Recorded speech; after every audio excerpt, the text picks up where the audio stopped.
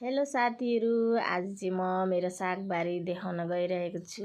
हेर्नुहोस् न साथीहरू, चाइनिज रायो साग मैले बिजन छरेको थिएँ। हेर्नुहोस् न, आम्मामा कति बाक्लो भएछ नि, ट्याप्पै ट्याप्पै ट्याप्पै भएछ हो।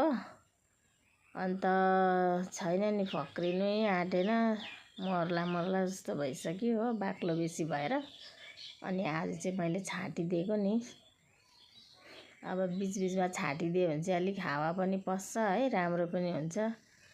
अनि त्यही भएर नि साथीहरू, हेर्नुहोस् न, यहाँ बन्दाकोपी पनि हुँदैछ, यता फुलकोपी पनि फल्दैछ हो।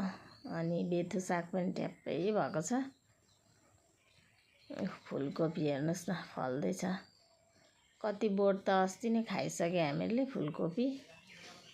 हेर्नुहोस् न, मेरो सबै सागबारी सिमी छ, टमाटर छ, खोर्सानी छ, रहरी दाल छ, के थुप्रो लगाएको छु। खोर्सानीहरू पनि छ, सप पनि छ, चौसुर पनि छ। ल त गाइस, मेरो भिडियो मन पर्यो भने लाइक कमेन्ट सेयर गरिदिनु होला। By by.